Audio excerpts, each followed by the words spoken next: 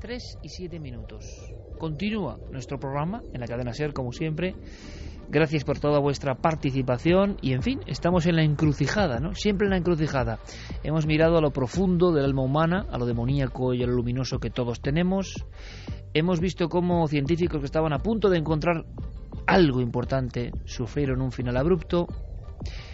Hemos también comprobado, por desgracia, cómo está el planeta ahora mismo, con acciones incomprensibles, teñidas de una cuestión que tiene que ver con la religión y la fe, que tendría que ser todo lo contrario, aunque no lo ha sido a lo largo de la historia casi nunca. Ahora, quizá como alivio, ¿no? ¿Por qué no miramos hacia las alturas siderales?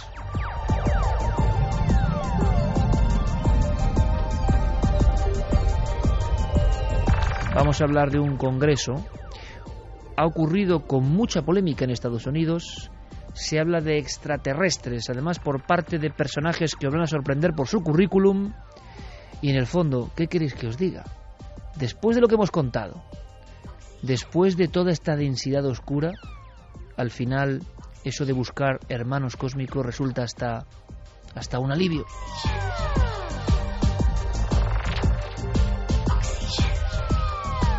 Sí, como diría Michel Jarre, oxígeno que viene de muy lejos.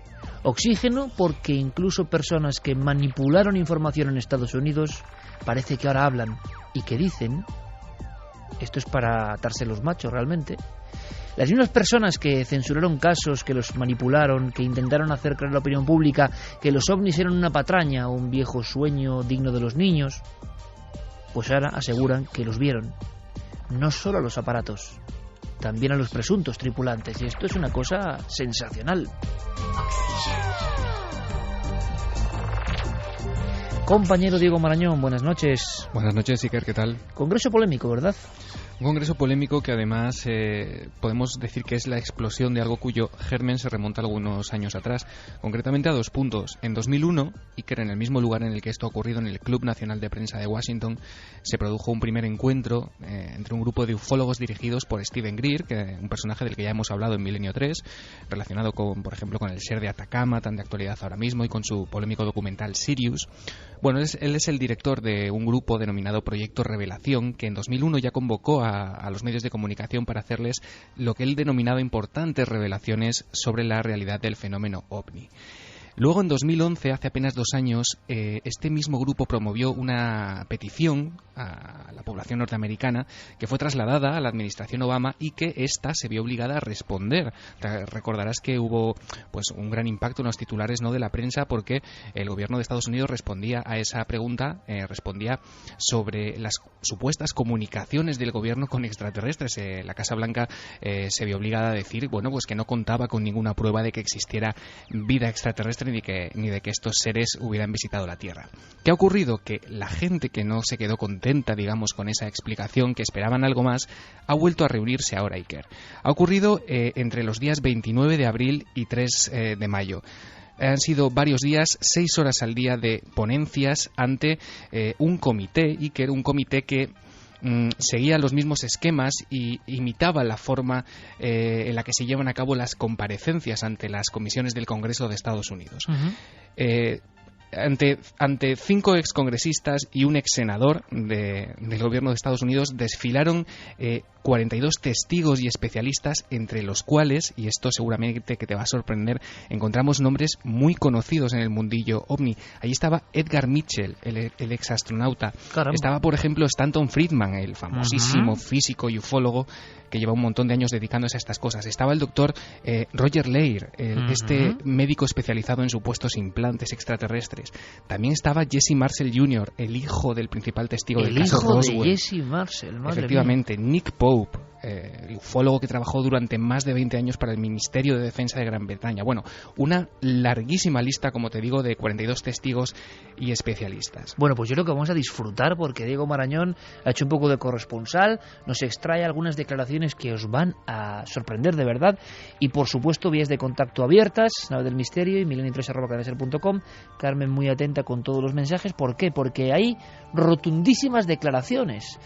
Y bueno, vosotros podéis opinar perfectamente. Como digo, a mí me suenan casi alivio, ¿eh? Yo luego ya, si queréis, entramos en profundidades, pero alivio después de lo que hemos contado. Extraterrestres y sobre todo, Diego, a mí me parece muy importante, si esto es así, quiero que me lo cuentes, que una de las personas que se convirtió, bueno, como han asegurado que ha pasado en España, algunos ufólogos han dicho, y yo, porque hay que mojarse, personalmente en los casos que he investigado, en alguno de los casos he visto que esto ha pasado, como en España se han manipulado, o más bien se ha obviado información, o se ha eliminado información, o no se ha encontrado información, claro, después de lo que hemos contado los científicos, no se ha encontrado información interesante para sucesos que conocemos muy bien y que han ocurrido en nuestro país con militares implicados. Esto hay que dejarlo claro. Bien, pero claro, por otro lado, lo que pasa en Estados Unidos, como todo lo que pasa en el país de las barras y estrellas, va mucho más allá.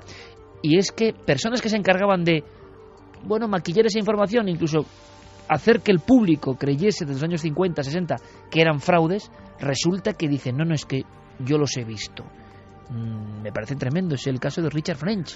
Sí, vamos a escuchar ahora en los próximos minutos varias de las declaraciones más impactantes que han tenido lugar en este congreso, pero quizá una de las que ha calado más la atención en los medios ha sido la de, como dice Richard French, un teniente coronel retirado de la Fuerza Aérea de Estados Unidos, cuya declaración llamó la atención debido a dos causas principales. Y que la primera es su confesión de que por aquel entonces él no era precisamente creyente y que uno de sus objetivos como miembro de las Fuerzas Aéreas de Estados Unidos era desacreditar el fenómeno. Él lo contaba así.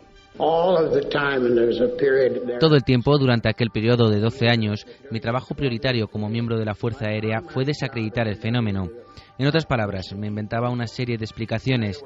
Decía, ha sido biogás o gas de los pantanos o cualquier cosa que se me ocurriera para convencer al gran público y mantener el nivel de secretismo.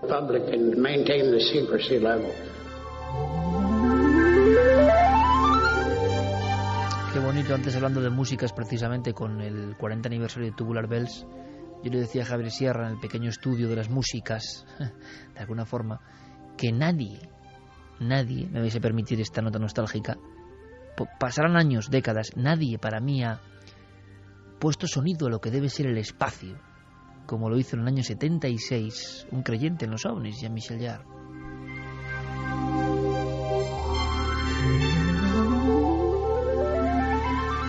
Este corte Oxígeno 1 que nos pone Noel Calero, acompañado pues más de 20 años de radio, parece mentira en mi persona, y para mí es el fondo cósmico, las llanuras interminables, la eterna posibilidad de que haya seres más allá de las estrellas y que estén preguntándose las mismas cosas que nos preguntamos nosotros. Ahora bien, que un responsable de esa forma de comunicación sobre los ovnis, que ha sido tan importante porque hablamos de Estados Unidos, que es el país que ha irradiado la forma de comunicar sobre los ovnis al resto del mundo, pero imaginemos en España con las bases norteamericanas, ¿no? Ordeno y mando sobre este tema, gas de los pantanos, luces provocadas por fenómenos naturales, incluso rayos en bola, todo esto que luego se ha adaptado, ¿no?, a diferentes casuísticas en diferentes países. Resulta que por lo menos uno valiente, con redaños, dice, ¿estará en lo cierto? No lo sé, pero es singular lo de este país, ¿no? Va a un congreso y dice, es que yo me encargaba de mentir, Diego, es tremendo, ¿no? Sí, además, este hombre, Richard French, ha confesado que durante aquella época en la que le ocurrió esto que vamos a escuchar, él era uno de los investigadores principales del proyecto Libro Azul. Bueno, mientras él se encontraba colaborando en este proyecto, sus superiores le llamaron un día y le dijeron que tenía que desplazarse a Canadá, a la ciudad de San Juan de Terranova. Allí se encontraría un panorama bastante peculiar e incluso podría ser testigo de la presencia de dos seres. Primero vamos a escuchar al propio coronel retirado de las Fuerzas Aéreas contar qué es lo que se encontró cuando llegó a esta ciudad. Lo que vi entonces fueron dos ovnis, situados uno al lado del otro, pero al principio no pude ver a los seres que aparecieron después. Luego, al cabo de un minuto, tan pronto como alcanzó la superficie, aumentó su velocidad hasta unos 400 kilómetros por hora. Unos 20 minutos después volvió, desaceleró, para luego sumergirse otra vez junto con el otro ovni. Unas 2 horas después, y tras haber estado todo ese tiempo, supongo que reparando el aparato, los dos objetos salieron juntos a unos 170 kilómetros por hora, acelerando de nuevo hasta los 400 kilómetros por hora, hasta que les perdimos de vista y desaparecieron.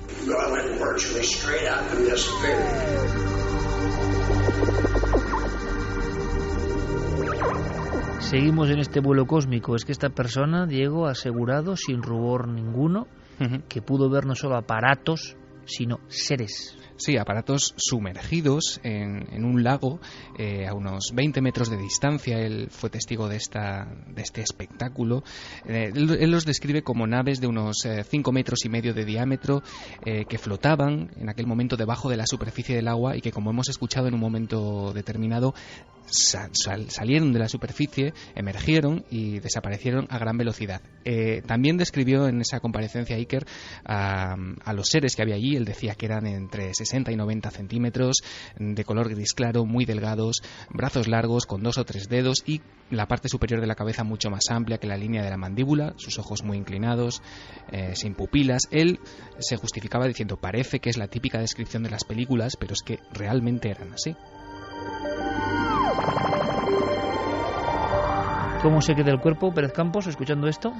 Pues recuerda muchísimo al caso de Cisco Grove, que es otro de esos clásicos de los que ahora hemos vuelto a tener novedades. Y es sorprendente, ¿no?, que de pronto en este siglo empecemos a tener novedades de esos casos que coparon las portadas de algunos diarios nacionales y que llegaron a España también. Y lo que más me llama la atención también, Iker, es que esta información que nos está dando Diego apenas le hemos prestado atención, pasa completamente desapercibida y quizá el fenómeno ovni está en plena decadencia porque nos hemos habituado a ellos.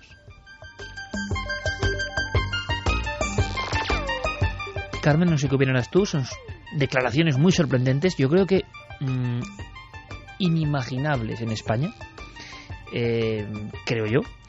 Y yo no sé también el calado, ¿no?, que vas observando en nuestras redes y en nuestra comunicación, porque cada uno pensará lo que quiera, que si es un grupo de personas que son muy crédulos, que son justo individuos que pertenecían a comisiones y que seguramente en esa comisión habrá otros que sigan siendo escépticos, lo que uno quiera, pero decir que ha visto seres ovnis sumergidos, un tipo que se encargaba de censurar la información o cambiarla, bueno, ojalá tuviésemos ejemplos así en España, ¿no? Bueno, son arrepentidos, ¿no? Sí, oye, qué buena definición, sí señor. Arrepentidos del fenómeno ovni, ¿no? Cumplían también unas órdenes, que era el negar todo lo que estaba ocurriendo en los cielos. Pues aquí se ha hecho, en España ya sabemos que en algunos casos con objetos volantes no identificados se han dicho que lo que eran chimeneas, o sea que es que también tenemos a esa gente que intentaba hacernos creer que los cielos no se estaba viendo nada, que a pilotos de caza les decía que lo que habían visto pues era el simple reflejo de la luna, por ejemplo. No se lo cree nadie y muchos de esos puede que algún día se arrepientan de esas informaciones falsas que emitieron. Bueno, oye, esperemos que cunda el ejemplo. Sí, qué buen libro, no sé, lo he visto, ¿no? Como aquel de Pérez Mateos, importante en los 70, Los confinados. He visto la típica edición de Plaza y Janes antigua, lo digo así como lo siento. Qué gran libro sería ese, ¿no? Los arrepentidos. Pues nada, ponte a ello.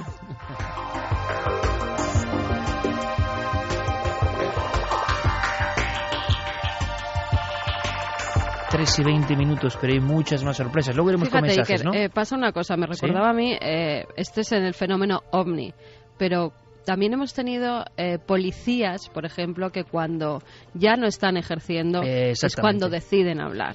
Como nuestro amigo Negri y tantos otros, exactamente, ¿no? Ya no hay presión del puede cargo. Que también eso pase en España. Parece que se va abriendo un poco. Antes era imposible que contaran que unos policías casi sacan la pistola ante un fenómeno paranormal. Hoy en día ya se puede contar. Bueno, estamos aquí desde luego, ponemos el micrófono a cualquier arrepentido que haya estado en nuestro país porque...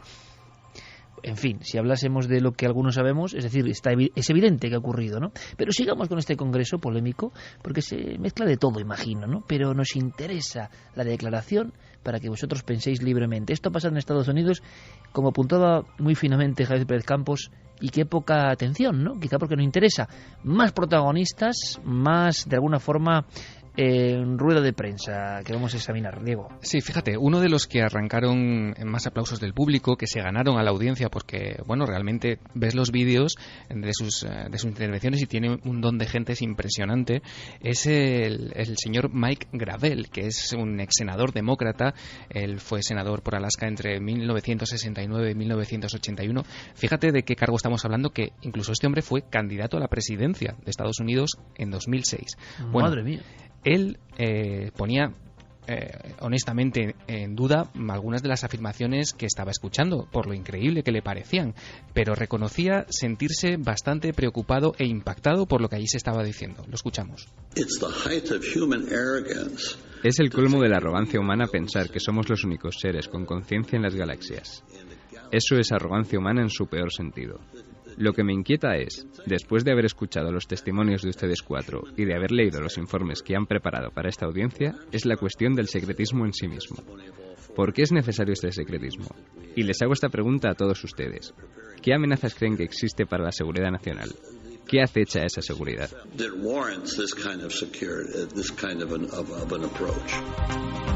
Interesantísimo el debate, el Congreso, muy a la americana. ¿Y qué respondieron, Diego? Bueno, pues uno de los que intentó dar alguna respuesta es ni más ni menos que el ex viceprimer ministro de Canadá y ex ministro de Defensa. Él estuvo sirviendo durante un total de 23 años en el gobierno de ese país, de Canadá. Él se llama Paul Hellyer. Remarcamos, Diego, ministro de Defensa de Canadá. Sí, ex ministro de Defensa y ex viceprimer ministro del país, nada más y nada menos. Así intentaba contestar, o por lo menos dejar claro su postura totalmente creyente en la realidad del fenómeno, a preguntas como las que le había hecho hace nada Mike Gravel. Como les he dicho, mi nombre es Paul Hellyer. Soy el exministro canadiense de Defensa. Serví durante 3 legislaturas, durante un total de 23 años y medio, como miembro del Parlamento. Como ministro de Defensa tuve conocimiento de informes de avistamientos OVNI. Y lo que creo es que hoy estamos debatiendo sobre un tema imponente, gigantesco. Y el pueblo de América y todo el mundo tiene el derecho a saber qué está ocurriendo porque forman parte de ello. Los OVNIs son tan reales como los aviones que sobrevuelan nuestras cabezas.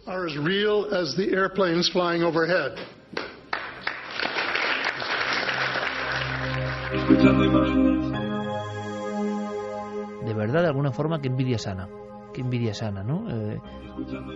Aquí cuando tuvimos un debate similar o cuando han ocurrido acontecimientos donde las autoridades han intervenido, ha acabado eso como el Rosario de la Aurora, ¿no? Las famosas conferencias del 92 en el Escorial, donde de alguna manera se pone sobre la mesa que los ovnis van a dejar de ser secretos. Pero luego, bueno, ya contaremos esa parte de la historia, si no lo hemos contado ya, ¿no? La larga y extraña historia de los ovnis, el ejército y las autoridades españolas. Qué envidia, pues por la claridad y el intercambio de ideas, sean más delirantes, menos, más conspiranoicas, más oscurantistas. Último protagonista, Diego. Bueno, pues el último protagonista y el que pone de alguna manera el colofón o la conclusión a todas las intervenciones que acabamos de escuchar va a ser Robert Wood. Este hombre es exdirector adjunto de la compañía McDonnell Douglas y actualmente se dedica a investigar el fenómeno OVNI a lo largo y ancho de Estados Unidos. Él tenía serias dudas, incluso morales, de cómo estaba la situación actual y qué es lo que había ocurrido o por qué causas nos encontrábamos ahora mismo, por ejemplo, en el Club Nacional de Prensa de Washington debatiendo sobre estos asuntos. Y él lo expresaba así. La conclusión a la que hemos llegado es increíblemente salvaje. Creo que nuestros gobernantes han salido victoriosos en su labor de mantener en secreto el mayor evento de la humanidad, mientras gastaban de forma encubierta cuantiosas sumas de dinero en crear recursos marginales ocultos y en detener el avance de la tecnología. Hasta que podamos cuantificar la amenaza alienígena, ¿cómo podemos saber si eso ha estado bien o no? Esperemos, quizás con la ayuda de alguna raza extraterrestre y pacífica, que se haya hecho lo correcto. Creo que el pueblo americano se merece saber la verdad. Hemos pagado por ella.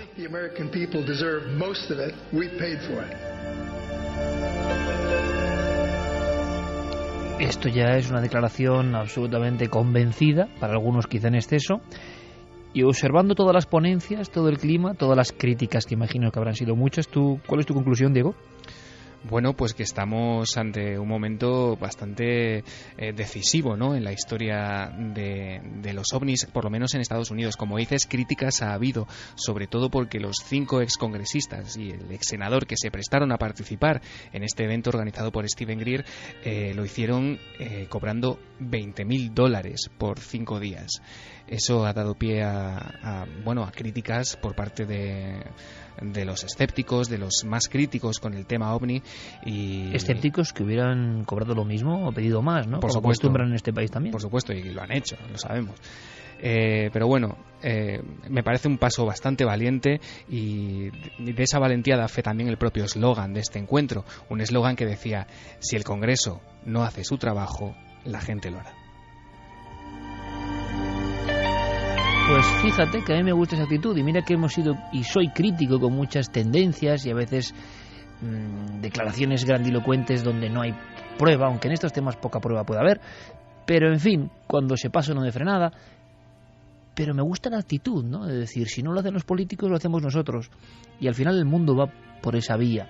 Estaremos muy atentos a todo lo que ocurre. Quédate por allí, Diego. Un abrazo, compañero. Hasta ahora.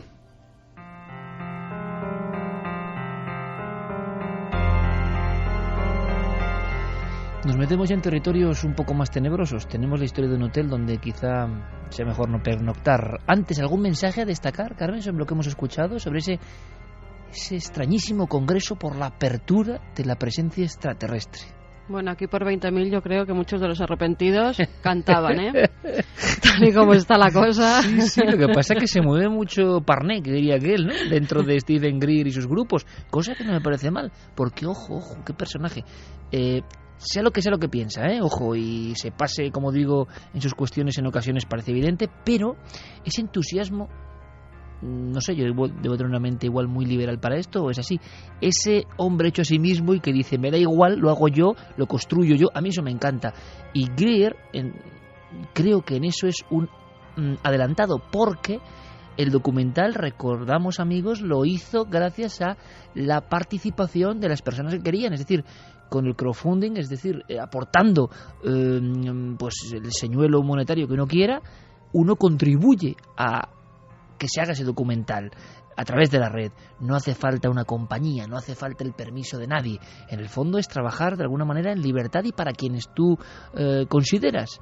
Uno canta su cantar a quien quiere. Y entonces esto me parece interesante. ¿Podrá llegar a algún lugar o no? Pero es muy interesante. ¿Le parecerá lo mismo a nuestro público? Pues mira, Guillermo Arangüena dice, como decía JJ Benítez, tengo muy claro que los ovnis son astronaves no humanas. Diferentes civilizaciones nos visitan desde siempre. Hasta en la Biblia hay ovnis. El carro de fuego de Elías, el ejemplo más claro. Ezequiel vio una nave, un carro volador, decían, ¿no? Exactamente. Rubén Sánchez García, en el cielo pasan cosas raritas. Yo vi un ovni hace 13 años en Tenerife Sur. Coco Fernández, si ya les ha costado a los expertos aceptar que el cromañón y el neandertal sí pudieron cruzarse, e incluso dicen que podemos tener aún genes neandertales, ¿qué no van a hacer con material, llamemos, extraterrestre? Nancy, ¿y de qué cosas nos enteraremos dentro de 20 años que están pasando ahora y se esconden al público? Es una buena reflexión. González, que los ovnis existen es irrefutable. Creer que estamos solos es muestra de la vanidad humana. Johnny dice que le recuerda el documental Moon Racing, que denuncia que la NASA ha ocultado información de ovnis en la Luna. Bubú, aunque nunca se sabe, quizás sigan con su trabajo de desinformación haciendo estas declaraciones. ¿Arrepentidos? Silian, las fuerzas aéreas siempre han ocultado información sobre sucesos extraños asociados a fenómenos paranormales. Y Daniel Polinario dice, creo que sí, se sabe más sobre estos seres, lo que pasa que hay algo que no interesa que se sepa. ¿Qué será? ¿Qué será? Eso nos Están muy preguntamos nosotros. conspiranoicos nuestros sí, oyentes, pero como todo en el todos mundo. los casos, porque con los vídeos que han salido sobre ese atentado que se ha producido en Londres, pues hay muchos que se creen que esas imágenes están manipuladas. ¿Ves? Estamos ya en el umbral que no creo que sea bueno para el pueblo, para todos nosotros, sinceramente se ha lo dicho digo. de todo, Pero el umbral de que nadie sabe que es verdad y que es mentira es ya muy complicado, Es ya muy complicado porque sí, es porque cuando puede empezar la manipulación de verdad. En las imágenes es verdad que desde algunas tomas no se ve la sangre que tenía que haber debajo del cadáver. Bueno, hay muchas cosas que para nuestros oyentes no casan en esos vídeos. Ahora también cuidado, yo lo digo por la higiene mental también, cuidado, así como muchas veces personas muy arriesgadas creo que sin darse cuenta en ocasiones tocan palos que son interesantes, cuidado porque también la deriva de no creer nada absolutamente, cosa que no me extraña viendo cómo están los poderes, ¿no? Pero no creer ya nada por naturaleza también puede hacer que nos pongamos unas orejeras y veamos cosas donde no hay, ¿no? Claro, ¿dónde está el término medio? Es difícil manejarse hoy en día porque todos sabemos que todo se puede manipular. Así que el panorama de juego es que no se parece a nada de lo que ha habido a lo largo de la historia. Por eso todas las personas ya dudan. Algunos no dudan nunca, esa gente sí que es peligrosa. Los que no dudan nunca y creen que la verdad está ahí, pero, sea cual sea su verdad, pero los que también dudan de todo, acaba siendo eso una paranoia que hacia dónde conduce, ¿no? En fin, este es el terreno de juego, y en el terreno de juego a veces surgen historias dignas de otro tiempo. ¿Habéis oído hablar del Hotel 33? Nunca mejor dicho, lo que ha contado la Carmen es ejemplo que vale perfectamente, que tiñe esta historia también. ¿Dónde acaba la ficción? ¿Dónde empieza la verdad? Pues se sabe poco de esa franja que divide esta historia entre la realidad y la ficción.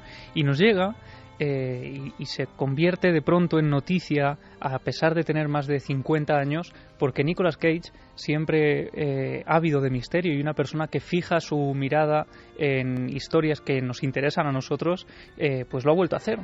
Ha fijado en este caso su atención en un caso mítico que ocurre en Estados Unidos, en la zona de Pensilvania, en la localidad de Williamsport, y que es desde luego, de ser cierto, uno de los grandes enigmas de esos misterios norteamericanos. O sea que tú también tienes tus dudas, ¿no? Sí, yo tengo mis dudas y muchísima gente tiene sus propias dudas, y ahora vamos a ir contando por qué. Me parece interesante porque no es que digamos que esto sea real o no, sino que está en el umbral. Hay personas en la red, y incluso policías, que dicen que esto es verdad, y otros que están ahí diciendo que esto es una especie de manipulación. Vamos a ver qué opináis. Para algunos es, de hecho, una forma de marketing viral extremo, y ahora comentaremos por qué.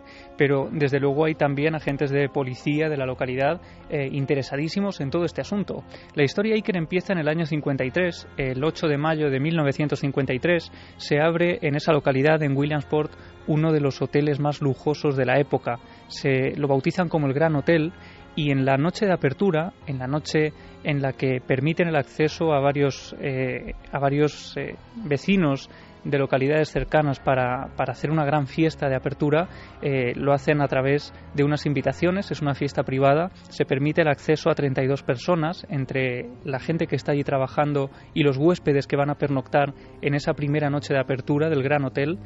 Y bueno, todo pasa con absoluta normalidad, con absoluta tranquilidad, con la calma de una fiesta a las afueras de Williamsport. Lo que ocurre es que a la mañana siguiente, cuando empiezan a llegar algunos medios de comunicación, nuevos huéspedes que quieren alojarse en el hotel una vez que ya se ha abierto oficialmente, al llegar a la recepción descubren que no hay absolutamente nadie. Empiezan a circular por algunas de las habitaciones, a llamar a las puertas, incluso algunos familiares de las personas que pernoctaban allí aquella noche, y descubren que no hay absolutamente nadie. El hotel está completamente vacío.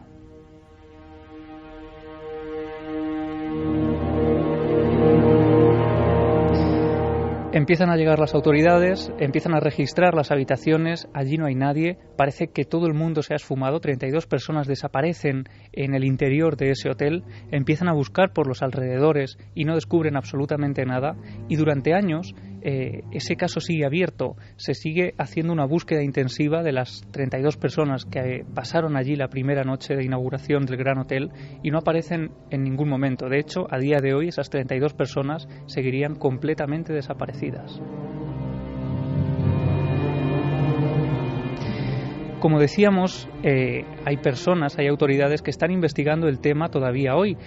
Por supuesto, desde el día siguiente a la inauguración es una especie de lugar maldito, ¿no? Porque automáticamente se precinta, se cierra, no se permite que nadie vuelva a entrar a ese hotel porque no se saben las causas de esas desapariciones. ¿Tuvo solo un día de actividad? Solo un día, solo duró un día. Esa apertura, por supuesto, apareció en algunos medios locales y, como decía, hay algunas autoridades, James McCarthy en este caso, un policía de Williamsport que todavía hoy sigue investigando el caso. Si quieres, vamos a escuchar lo que cuenta de esa primera desaparición. En ese momento desaparecieron 32 personas. Nunca se les ha vuelto a ver. Desde entonces la leyenda se conoce como la del Hotel 32. Lo que ocurrió es inexplicable, el paradero sigue siendo desconocido y el caso por las personas desaparecidas sigue abierto.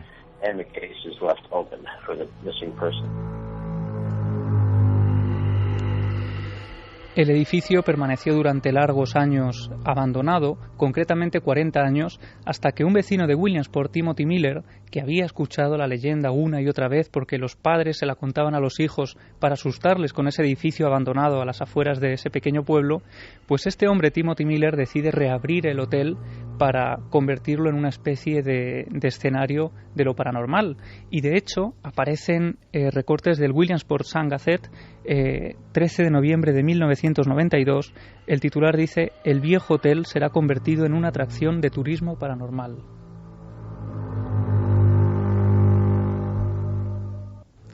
Una vez más, el edificio es rehabilitado, se conserva la estructura, pero se amuebla en el interior, se colocan televisores, se vuelve a hacer una especie de sitio adecuando el lujo al momento de la época, pero jugando también con la leyenda negra que arrastraba el lugar.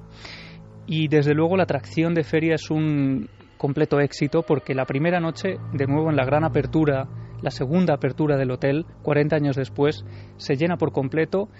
Se ocupan todas las habitaciones por gente ávida de vivir una noche de misterio, y lo que ocurre, Iker, es que de nuevo, a la mañana siguiente, después de la primera noche, desaparece una de las personas que habían dormido allí. Se esfuma en el interior del hotel y no vuelve a aparecer.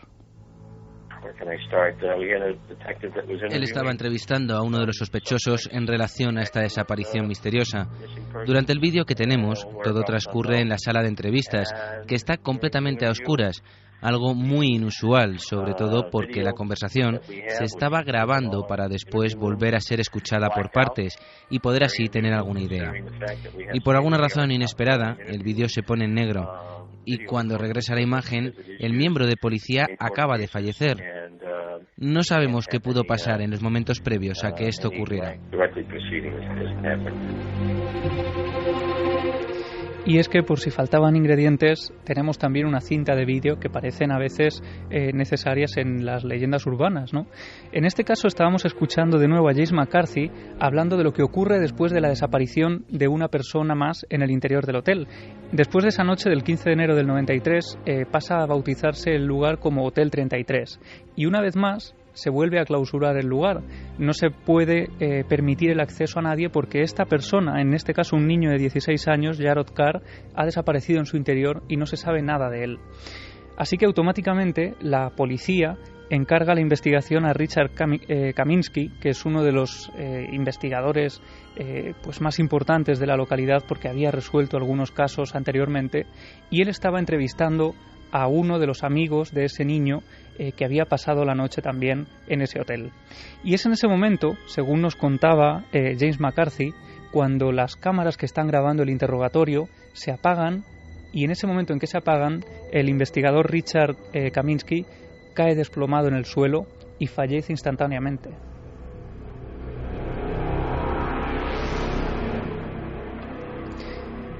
Y como si fuera fruto de una maldición, a los pocos meses de esa nueva muerte y de esa nueva desaparición, porque el caso sigue abierto, según nos contaba James McCarthy, o según él hacía público, según esas investigaciones que él está llevando a cabo. Pues solo unos meses después, el lugar, ese hotel a las afueras de Williamsport, sufre un extraño incendio. Nadie sabe muy bien originado por qué, y solo quedan unas cenizas que recuerdan a los vecinos toda la tragedia que allí ha tenido lugar. Tenemos unos investigadores excelentes del estado de Pensilvania que trabajaron junto a la Oficina Local de Investigación de Incendios, y una vez más el resultado fue inconcluso. Eso es lo que decía el informe. Decía que no podía determinarse la causa del origen del fuego, lo que es muy poco habitual.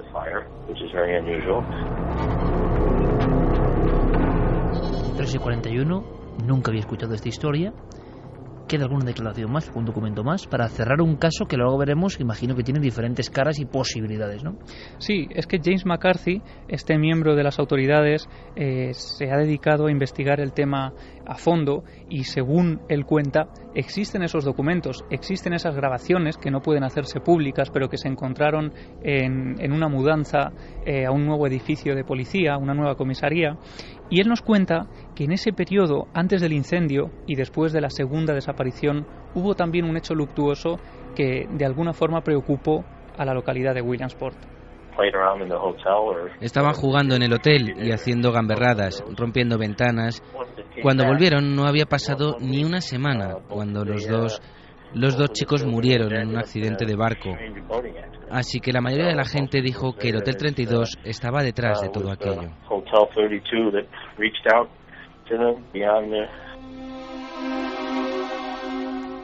Y ahora imagino que las personas que cuentan que esto es una realidad, por eso interesa a Nicolas Cage, y otros imagino que hablan de generar ya, y esto empieza a ponerse de moda y también es complicado, una especie de caldo de cultivo pues para llamar la atención sobre esta historia antes de que se filme incluso.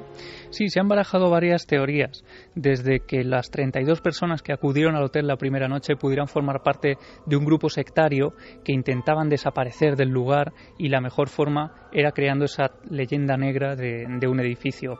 Otra de las teorías es que podría ser un grupo de 32 comunistas que en plena Guerra Fría querían huir de Estados Unidos y la mejor forma de evitar que les persiguieran era crear ese halo de misterio y de esa desaparición. Demasiado buena historia parece, ¿no? Menuda imaginación.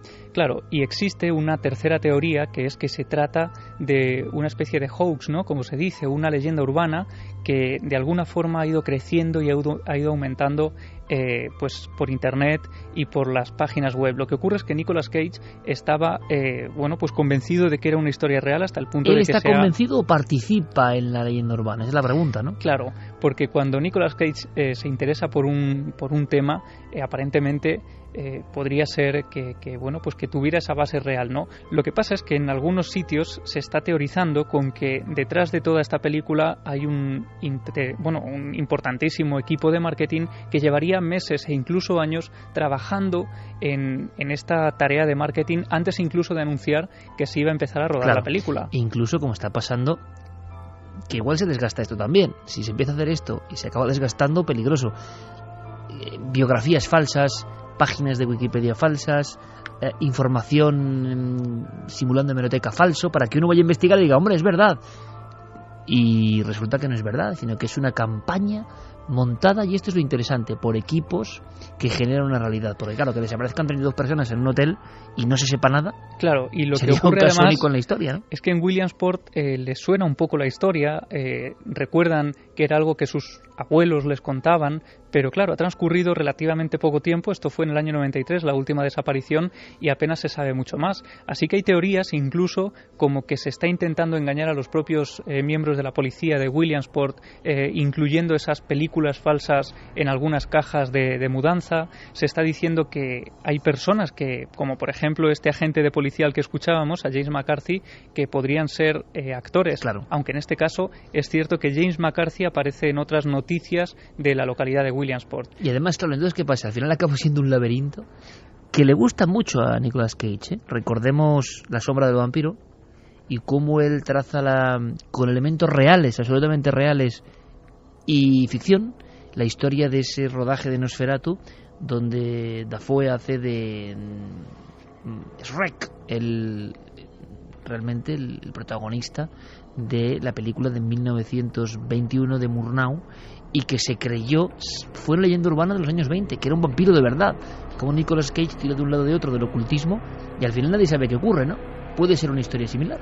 Sí, porque lo que les llama la atención además es que siendo un caso en el que han desaparecido 32 personas en 1953 y luego otra persona más, en total 33 desaparecidos sin dejar rastro, nadie hubiera centrado su atención en esta historia antes, y sea ahora cuando empiezan a aparecer recortes de prensa como el del Williamsport Sun-Gazette, que es un periódico que realmente existe, pero que muestra ahora fotografías incluso de ese policía muerto en extrañas circunstancias. Así que, sospechoso. Claro, algunos están diciendo que esto podría ser parte de esa gran creación de un mito en torno quizá a una leyenda urbana real. Esa que me ha recordado en La Pinta, no sé, en La Pinta, esa historia como la de Rudolf Fentz, ¿no? El hombre que embozado en una capa negra y una ropa propia de otro tiempo y demasiado opaca, ¿no? Para el verano de Nueva York, es atropellado, y en su tarjeta van descubriendo que es casi un viajero en el tiempo que ha desaparecido muchos años atrás, ¿no? Y que al final se supo, con grandes investigadores como Chris Aubeck en este caso, que todo esto provenía de una antiquísima tradición literaria, una especie de cuento transformado de remotísimas revistas del norte de Europa. Es decir, Hay que tener cuidado con todo esto. Realmente son historias apasionantes.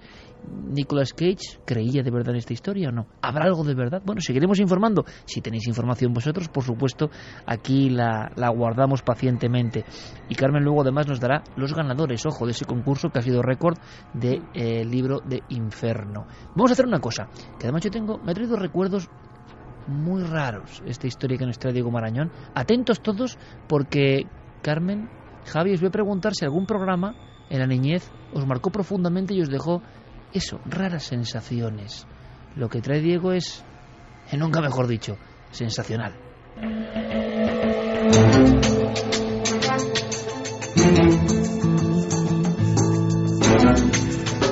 Luego tengo yo aquí una sorpresa musical que le he pedido a Fermín. Y a lo mejor le ponen los pelos de punta a más de uno. Si es de mi quinta, del 73, igual sí. Luego lo comentamos, porque hablamos, Diego, de televisión y cómo programas que parecen infantiles se cuelan en nuestro cerebro y en nuestra alma de una forma demasiado tremebunda. Antes teníamos una historia por resolver con un porcentaje, una encuesta concreta. Carmen, no sé si tienes los datos por ahí. Encuesta de la historia anterior.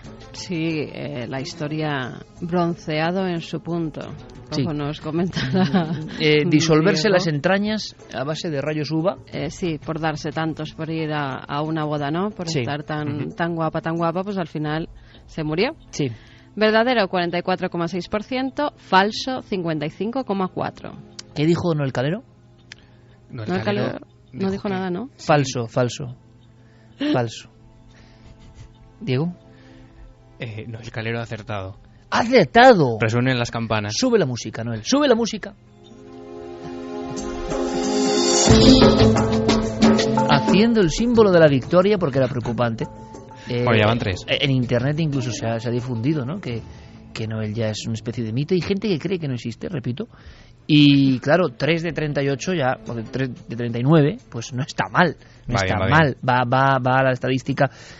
Menos mal que es falso, porque es una historia terrorífica. Sí, ¿no? que nadie se preocupe, es una historia... Poco gore. Sí, es una leyenda urbana, Iker, que sí, la verdad es que, hombre, recuerda, si lo llevas a otro nivel, a esta famosa historia del huevo que acaba cocido si lo pones entre dos teléfonos móviles. Bueno, más o menos es un... eso nunca lo había oído, qué terrorífico también. Sí, bueno, pues es como te digo, es una leyenda urbana antiquísima. Todo el mundo sabe que, bueno, a la larga, con los años, la exposición a los rayos UVA y a cualquier tipo de rayos, ¿no?, que vengan del sol, pues puede producir, algún tipo de cáncer, quemaduras superficiales, pero lo cierto es que en ningún momento, Iker, una sobreexposición... El efecto Prestes no. Sí, no puede provocar la cocción de nuestros órganos internos, así que tranquilidad en ese sentido. Menos mal, pero es que lo que viene a continuación, pido toda la atención del mundo, es que ha removido en mí algo, sí, un par de escenas que luego cuento. Es una historia de un programa de los años 70, no podía ser de otra forma, ¿no?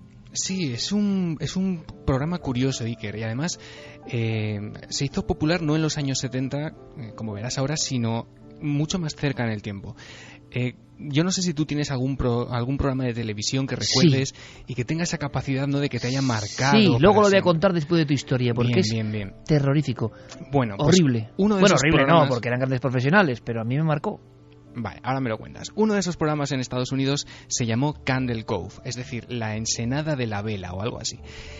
Se supone que era un show de marionetas que, según cuentan, se emitió en Estados Unidos a principio de la década de los 70. Marionetas chungas, ¿no? Marionetas extrañas, como de poca calidad, y que nadie acababa de recordar exactamente de qué iba la historia. Alguna gente empezó a preguntar por ello en internet, en foros, y a partir de ahí la historia fue tomando algunos datos de aquí, otros datos de allá, y bueno, unas décadas después, como te digo, sin quererlo, los fans del programa consiguieron recordar algunas características. Por ejemplo, tenemos el corte de una de aquellas personas que recordaba algunos vagos datos. Pero una cosa antes de escuchar el corte. Sí. Fermín Agustí, oyendo el corte, me decía, atención a la sintonía. Terrible sintonía de voces infantiles. Cuando las voces infantiles intentan ser amigas y dan una sensación que es todo lo contrario. ¿Alguien tiene algún recuerdo de Candle Cove, un programa infantil? Se emitió, creo, entre 1971 y 1972. Recuerdo que era un programa sobre un grupo de piratas y había una niña pequeña que imaginaba que jugaba con todos estos piratas.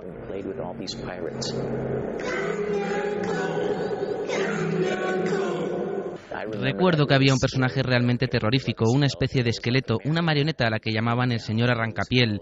¿Por qué permitían emitir un programa como este para niños a las 4 de la tarde?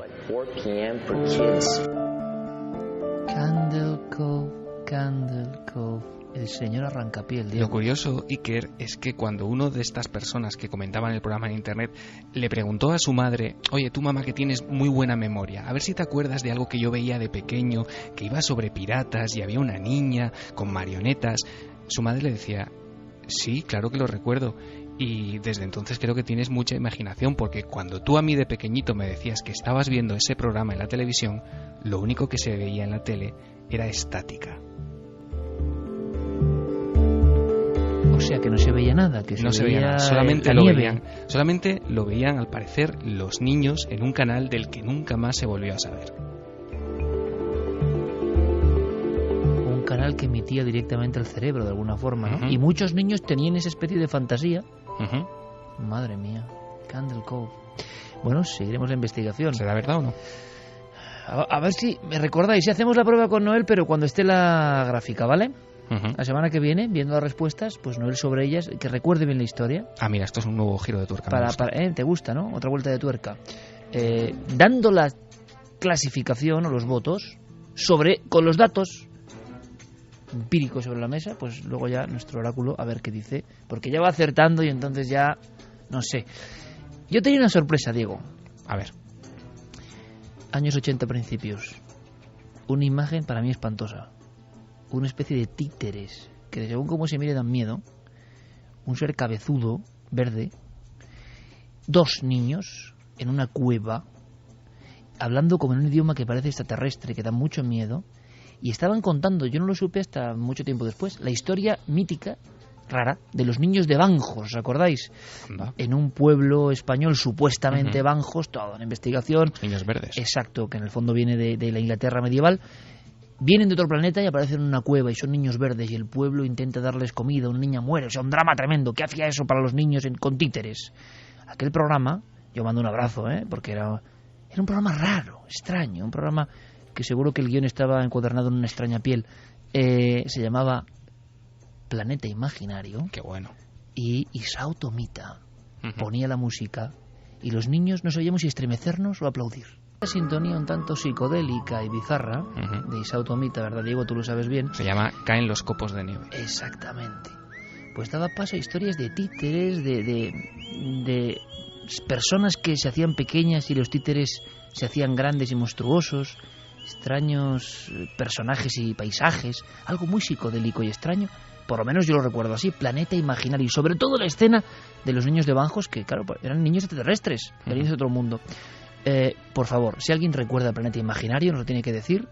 Y quizá hemos evocado la nostalgia o provocado, quién sabe, simplemente con la música, cierto escalofrío. Yo me acuerdo de la cabecera, Iker. ¿Te acuerdas? Era como, sí, Planeta Imaginario. Me acuerdo de una tuerca que sobrevolaba el universo. Sí. Curioso. Yo creo que tuvo varias versiones, habría que documentarse más. Sí. Pero fue un programa impactante. Yo no sé si Carmen, igual no me ha dado tiempo, ¿no? Pero alguien recuerda Planeta Imaginario. Tiene que ser ya un poco carca como yo. Por aquí Fermín Agustí y Javier Pérez Campos no saben ni de qué hablo. Pero yo estoy seguro que Planeta Imaginario y su guión en extraña piel nos metió códigos en el cerebro de alguna forma, ¿eh? No, era una visión demasiado rara del universo. Mira qué música. Vamos a ir quitándolo, ¿no? Vamos a ir quitándolo porque estamos invocando algo raro. Carmen, ¿recuerda a nuestro público Planeta Imaginario o no? Pues mira, Luis de la Torre sí que lo recuerda. Decía, aquí en España tuvimos el Planeta Imaginario, un programa oscuro y psicodélico. Pero eso lo he dicho genial antes. E inquietante. ¿Ves? Sí, antes. Antes de yo adelantarme, ¿él ha dicho eso? Sí. ¿Cómo lo he definido? Pues lo ha definido como oscuro y psicodélico, aunque genial e inquietante. No hay que añadir nada más. Bueno, sí, hay que añadir algo más. Que quedamos pendientes con el Créalo o no. ¿Es posible esa emisión solo para niños? ¿Que solo veían los niños? Diego, compañero, gracias por el trabajo. Un fuerte abrazo. Hasta la semana que viene, Iker, un abrazo. ¿Carmen? Pues la bola de cristal. Sí, hombre, pero la bola de cristal tenía cosas buenas, ¿no? Era un poco rara también, pero tenía cosas buenas, ¿no?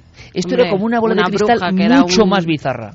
Una bruja un tanto extraña y psicodélica también, y que decía cosas raras y salían muñecos. Hazme caso, nada que ver. O sea, tú no has visto Planeta Imaginario, ¿verdad?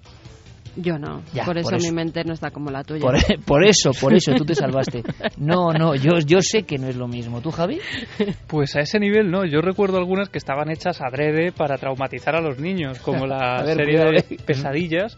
Era una serie en la que cada vez le pasaba algo terrible a un grupo de niños, y había una que un niño se compraba una máscara de Halloween, se la ponía un día, no pasaba nada, pero al segundo día no podía despegársela de la cara y empezaban a salir gusanos de las cuencas de los ojos. Pero hay una cosa peor en el terror, que es cuando no se quiere dar terror. Que tengo que dar los ganadores. Venga, vamos allá. Venga, que os enrolláis. Vamos con los ganadores de Inferno. La pregunta era ¿cuál es el objeto más preciado para Robert Langdon? ¿La pluma que le regaló su abuelo, reloj de Mickey Mouse o su jersey de la Universidad de Harvard? Pues es el reloj de Mickey Mouse, como todos los seguidores de Dan Brown sabrán. Nos los decía ganadores, Fermín que había casi 3.000 ganadores. 2.813 en concreto. Madre mía. Ganadores: María Teresa Pino Montes de Barcelona, David Esquinas Sánchez de Laurín el Grande en Málaga. Acertantes. Y Jaime Sanz Ordóñez de Coslada en Madrid. Esos son los ganadores de ese libro de Inferno. Venga, vamos con último minuto de mensajes.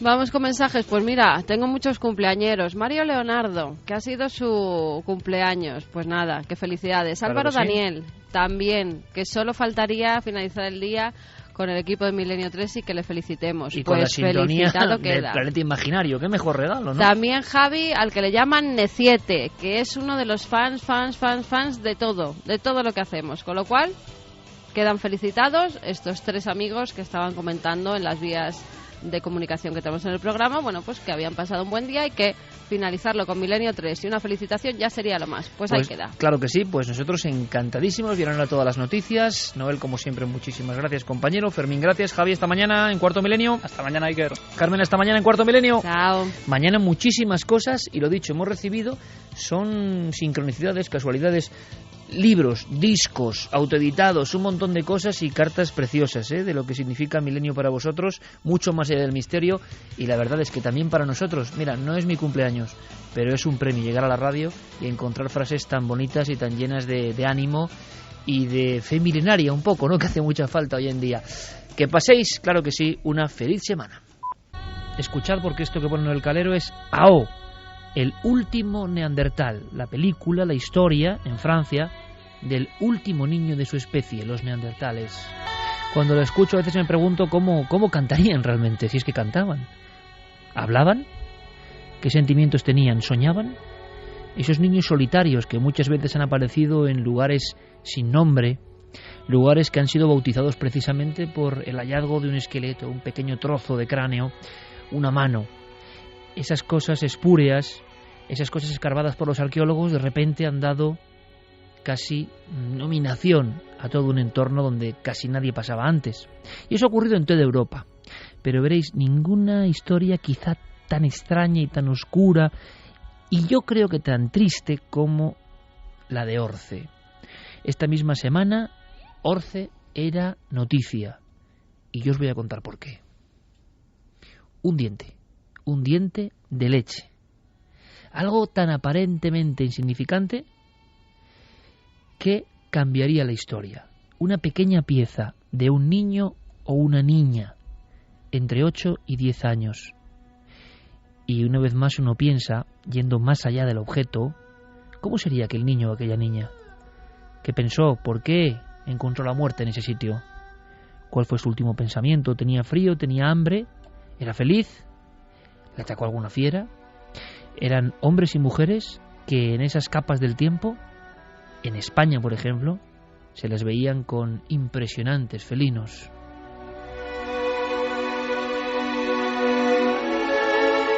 Y veréis, hay una vieja historia que os voy a contar para explicar lo que ha pasado esta misma semana. ¿Por qué ese diente de un niño o una niña que ha sido catalogado con una fecha asombrosa? Y aparte que parece que no caben dudas. Pero antes de eso, antes de esta historia que ha pasado hace unos días, vayamos a un día soleado de 1982. Hay un hombre que da clase de ciencias en varios institutos paleontólogo vocacional absolutamente, apasionado, José Gibert. Un hombre que pasó también a formar parte de una extraña polémica. En 1976 él descubre un lugar prácticamente abrasado por el eterno sol de Granada, la Venta Micena. Y allí, investigando, pasando muchas horas, sin ayuda de nada ni de nadie, ese arqueólogo a caballo en un principio entre la pura afición y la profesión, ese hombre que nada más salía de clase se marchaba directamente a ver si encontraba extraños restos. Hubo un día, como digo, por el mediodía, que en 1982, en plena canícula, encuentra un pequeño trozo parecido a una galleta de hueso. Esa galleta de hueso, en verdad, era una fontanela. La zona circular del cráneo, todavía casi medio formado, de un niño de unos 4 o 5 años. De inmediato, después de analizarla con investigadores como el doctor Campillo, una eminencia en el estudio craneal de los niños, supieron que aquello tenía que ser la cabeza de un niño, lo que quedaba de la cabeza de un niño. Le llamaron el cráneo infantil de Orce. El asombro vino porque en la misma capa, en la misma zona, casi en la misma viñeta de la historia, y yo me lo imaginé así un día aquí en Milenio 3 de forma muy romántica, había como vigilando al niño. Quizá no fuese enemigo, sino amigo, nadie lo sabe muy bien, pero muy cerca de ese resto de un niño, que era el niño más antiguo de Europa, se encontraba la impresionante efigie en perfil de un esmilodón, de un tigre con dientes de sable, que fue el rey de las criaturas de la Granada de hace cientos de miles de años. Con ese tipo de envergaduras, con ese tipo de potencias, con ese tipo de animales prodigiosos, casi míticos, se las veían los andaluces mucho antes de que esto se llamase España. Era la vida cotidiana y terrible. Ese niño apareció, ese trozo de niño, de alguna forma cerca del gigantesco esmilodón. Cuando se analiza, el dato deja absolutamente estupefacta a la audiencia. Ese cráneo tiene entre 1,3 y 1,4 millones de años. Es decir, retrasa al doble lo que conocíamos del ser humano en la península ibérica. Ese niño, como si fuera Ao, el último neandertal, aunque mucho antes de los neandertales, fue el último de su especie, o el primero entre los conocidos. ¿Qué hacía ahí? ¿Por qué solo él?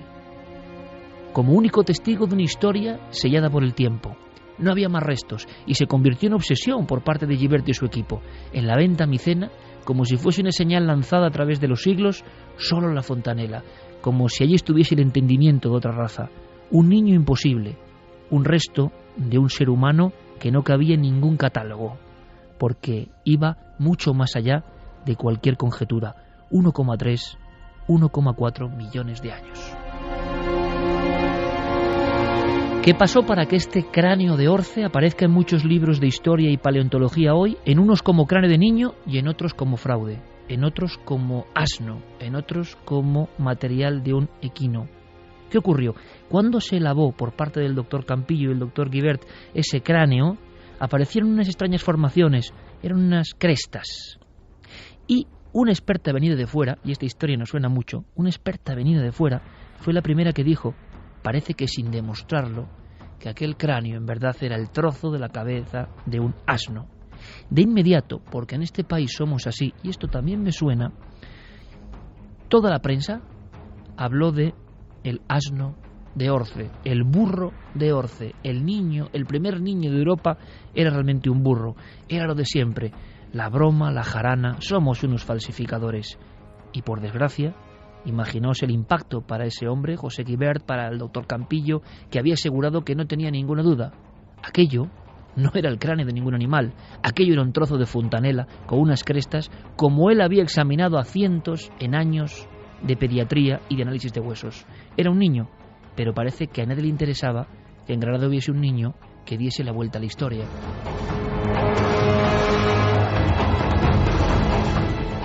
Tan es así que toda la prensa y muchos especialistas hicieron caso a los especialistas, valga la redundancia, ingleses, los que dijeron que aquello era el cráneo de un animal, que España seguía en las catacumbas de la investigación, de alguna forma, que era un trágico error.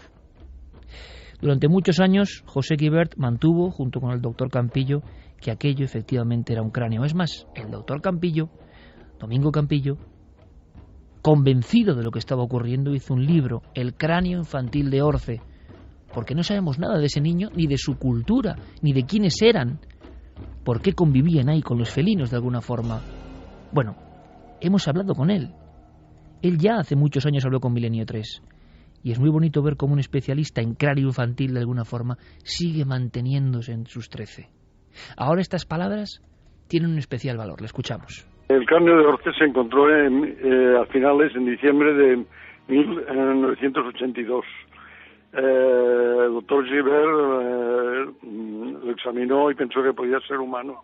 Y a mí me lo enseñaron en la primavera de 1983, cuando todavía tenía la cara interna con concreciones. Por la morfología yo dije que era el cráneo de un niño de unos 5 años. Y la verdad es que de ese diagnóstico lo he mantenido porque creo que es así. Y hay un factor que no se tiene en cuenta, sobre todo las personas que no están muy habituadas, que es la variabilidad. Y las famosas crestas tienen presencia en un número muy elevado de individuos del endocráneo, de individuos humanos, actuales y anteriores. O sea que y la curvatura del cráneo es imposible que pertenezca a un caballo. Bien, entonces, ¿qué pasó? ¿Qué ocurrió? Que estaba demasiado profundo, que estaba en una capa imposible, que había que reescribir la historia. Así, unos creyeron en el cráneo de Orce y aparecen enciclopedias, como digo, como el primer humano, niño humano, solitario niño humano, perdido en la Venta Micena, antes que cualquier otro. El primero, de alguna forma, de nuestros parientes más lejanos. Y sin embargo, muchos otros, mayoría hay que decirlo, catalogan esta misma pieza, esta fontanela, como asno, error, fraude. Se descubre de alguna forma Atapuerca, los increíbles hallazgos indudables, que son la mitad de antiguos, de alguna forma los más importantes que lo de Venta Micena. Pasa el tiempo. El profesor Guibert muere. Lo último que hace es un libro para niños. ¿Quiere ser paleontólogo? Que alguien haga un libro así, como libro póstumo, dice mucho. Cuando muere su familia, después de incinerarle, como si fuese un viejo rito de los antiguos pobladores de la Venta Micena, esparcen sus cenizas en el lugar donde apareció la enigmática fontanela, como esperando que alguien les hiciese justicia, como mirando hacia el cielo y aguardando algún tipo de solución para aquella pieza, como tantas otras veces, que fue gloria y también miseria y preocupación para el arqueólogo, el paleontólogo que un día del 82 se la encontró. Parece que esa pieza le estaba esperando de alguna manera para cruzarse en su camino. ¿Qué ha pasado esta semana? Esta semana resulta que al lado de la Venta Micena, en un lugar llamado Barranco León, dentro de Orce, en el mismo yacimiento de alguna forma, ha aparecido un diente. Os lo decía, un diente de leche. Lo ha publicado la principal revista, el Journal of Human Evolution, más prestigiosa de la paleontología. Hablan de él como el registro paleobiológico más importante de Europa. ¿Es un niño o una niña? No se puede saber. Es un diente de leche. Edad, 1,4 millones de años. Es decir, ese diente pertenece a un niño como el de la fontanela. Pero nadie hizo caso de esa otra investigación. Absolutamente nadie importante en nuestro país, desde luego. Es más, los investigadores que ahora han descubierto el diente dicen que lo otro es otra cosa. Es decir, sigue el malditismo en torno a la fontanela. Qué curioso que apenas a unos metros se descubra otro resto y tenga la misma asombrosa cronología, 1,4 millones de años. Y uno piensa que quizá el profesor Guibert, que era un hombre entusiasta, que igual no tenía los contactos que tenía que tener, se encontró la pieza inesperada y como la tenía él, la examinaba él, la mostraba él, como tantas otras veces, no le hicieron caso. Y yo tengo que decirlo, me recuerda mucho esta historia a la de Marcelino Sáenz de Sautuola en Altamira. Descubrió una cueva por su intuición, por su pasión. Quiso dar el conocimiento a su propio país. Fue la propia vecindad y los propios investigadores locales los que le atacaron y le llamaron farsante. Y después de muerto, Fueron los franceses los que dijeron: usted tenía razón. Nadie ha dado la razón a este hombre que descubrió la fontanela de ese niño sin nombre en la Venta Micena. Pero curiosamente, como si la historia se repitiese, injusta y dramáticamente, ese otro resto, quién sabe si del mismo niño, aparece poco más allá. No estaría quizá tan loco.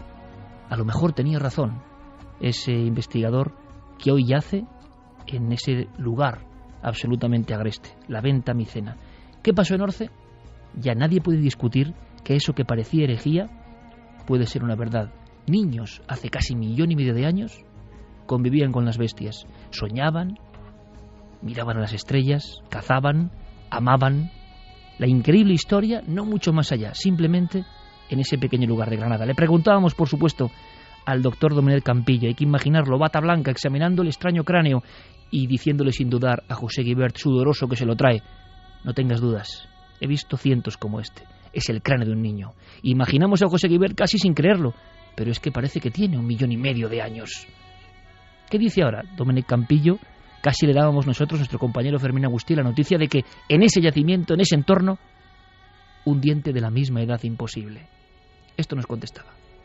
Ahora que han encontrado un diente, lo raro es que no salieran más piezas de homínido si se excavara, pero es que en Orce interrumpieron las excavaciones y ahora han empezado, y ahora dicen que han encontrado piezas de huesos fracturados de cráneo, ¿no? Las diáfisis o huesos largos, que es típico. O sea que, bueno, pues si se han encontrado huesos, pues es que había humanos. Y se han encontrado también piedras trabajadas, como se hacen los homínidos antiguos, pues lo normal es que aparezcan restos humanos. Conclusión rápida y sencilla, agradeciéndole al doctor Campillo su disposición como hace ya 6 o 7 años, cuando hablábamos de Orce como gran misterio. La primera, que ahí tuvo que pasar algo asombroso y que habrá que descubrirlo. La segunda, que no tenemos ni idea de nuestro propio pasado, y conforme más cercano es, peor. Y hay una tercera, sí, que somos un país sin remedio. La portada del Papus, por ejemplo, fue un burro diciendo: el hombre de Orce es este, y haciéndolo hazme reír, porque esa revista con esa portada tuvo una difusión internacional. Los propios arqueólogos se reían. Vaya broma. Igual ahora alguno se está arrepintiendo, porque allí había, efectivamente, como decía Guibert, aunque su trozo de cráneo incluso no fuese verdadero, como él dijo y creyó hasta el final, hasta que se convirtió en ceniza, allí, en su sepulcro, había seres anteriores a cualquier otro en Europa, y no se equivocaba. Nunca antes habías estado tan cerca de lo desconocido. Milenio 3. Cadena SER.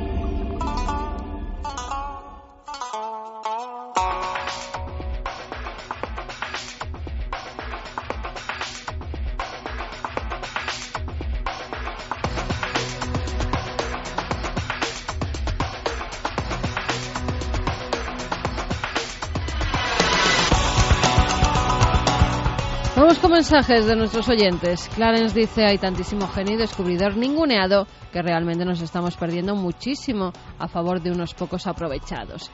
Cancela: me parece increíble que se pueda confundir el cráneo de un burro con el de un homínido. ¿Es que se parecen en algo?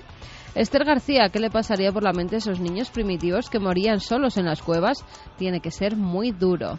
Sara dice: eso lo estudié el año pasado. La profesora de la facultad decía que no era real, solo un trozo de hueso de caballo.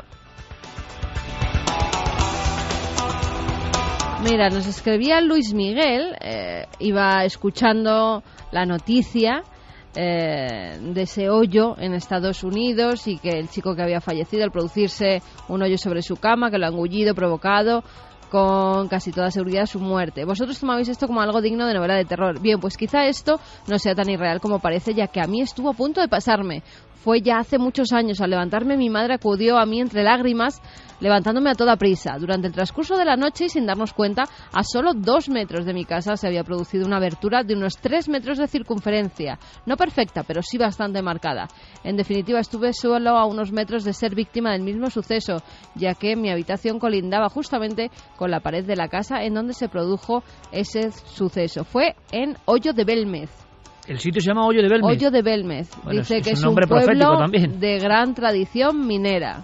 Bueno, claro que igual hay mucho surco por dentro, ¿no? Pero desde luego nos gusta mucho esta información, que además nos da paso, luego seguiremos con más mensajes. Es evidente, Noel, cambiamos el tercio musical porque vamos a hablar de esta última hora. Ocurría en California, en un lugar concreto, Javi.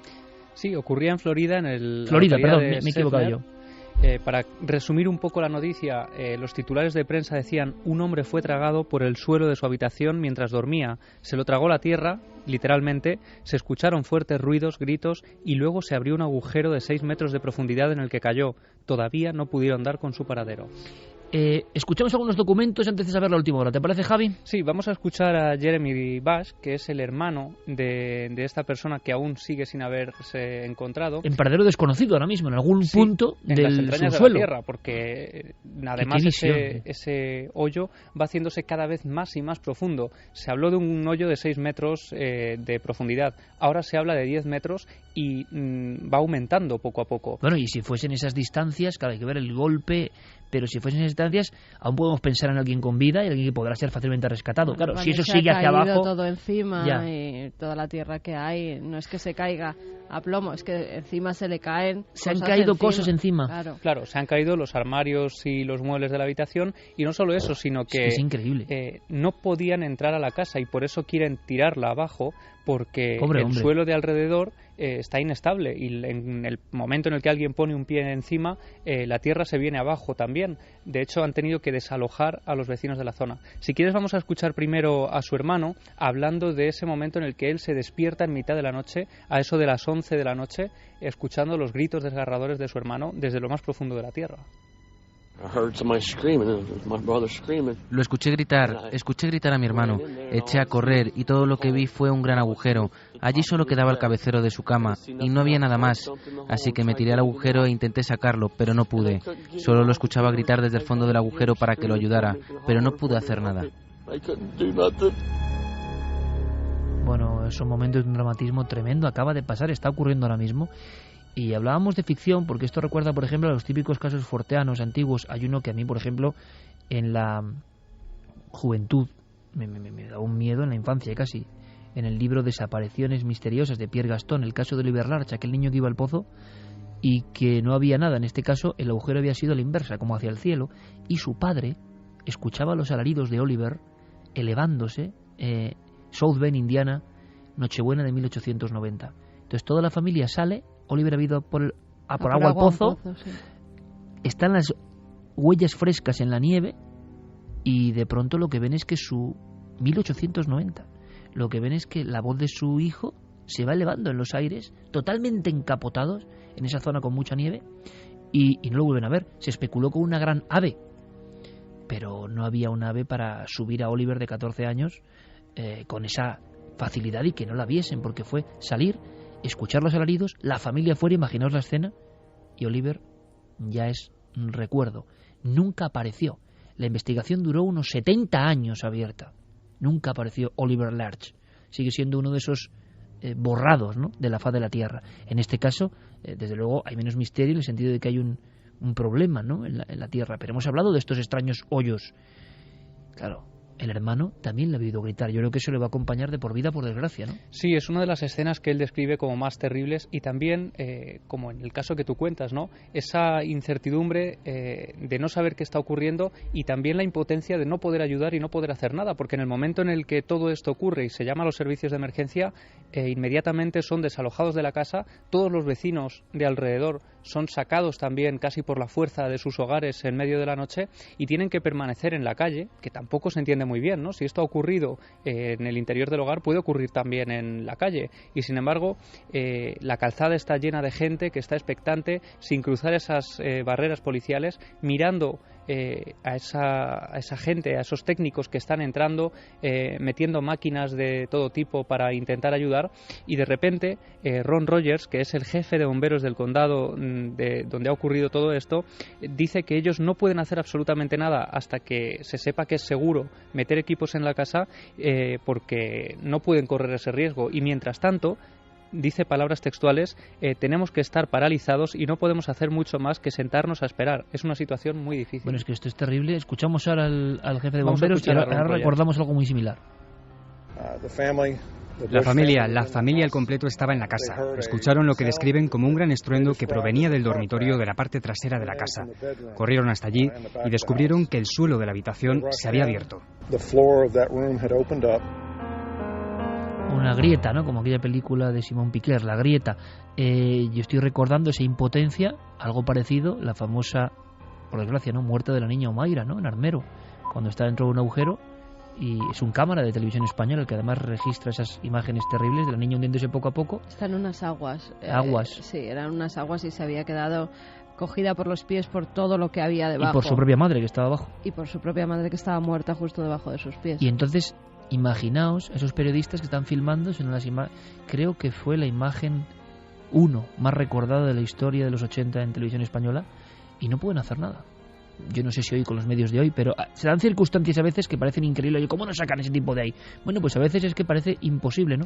Con lo cual la impotencia y el disgusto de la familia tiene que ser increíble. Claro, es que aquí hay una maniobra que tienen que llevar a cabo actualmente, y es, como decíamos antes, derribar la casa. Ya se ha dicho que se va a hacer mañana por la mañana, van a tirar todos los muros de la casa. Pero lo dejan, o sea, no pueden hacer nada por meter un gancho, no sé, algo para sacar a ese hombre que igual está vivo ahora mismo en mitad de la oscuridad. Claro, no lo han escuchado hablar, pero precisamente por eso han metido importantes equipos de micrófonos para intentar captar cualquier voz, cualquier alarido, cualquier cosa. No se ha escuchado nada, y no solo eso, sino que ya han perdido varios equipos que han ido metiendo en ese agujero.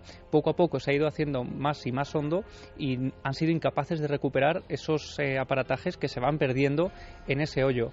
No solo eso, sino que ahora han empezado a surgir las voces de diferentes expertos de la zona. Por ejemplo, Taylor Yarkowski de Brooklyn es un experto en este tipo de pozos que aparecen de repente en medio de la montaña o en medio de esas ciudades que hemos visto en Cuarto Milenio, ¿no?, hace varias temporadas. Y él hacía la comparativa de este tipo de agujeros como los agujeros que uno puede encontrar en un trozo de queso, decía. Y sus palabras han alarmado bastante a la población, como decía, porque ha dicho textualmente que esto puede ocurrir en cualquier casa, y esto ha dado lugar a que la gente que había sido retirada casi por la fuerza de sus hogares vuelva a entrar para recoger sus pertenencias personales, y algunos estén pensando ya ahora mismo en vender sus hogares. Si quieres, Iker, vamos a escuchar a la periodista que está allí ahora de la BBC contando la última hora y contando cómo se está viviendo el ambiente en esa zona.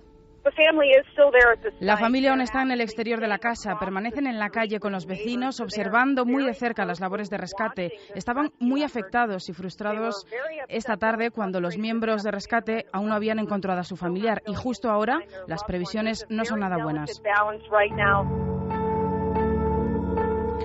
Esto también nos hace reflexionar, imagino, digo yo, no lo sé, cuando te llega una noticia de este tipo que parece imposible, sobre la futilidad y lo frágil de la vida. O sea, ¿quién va a pensar en su vida?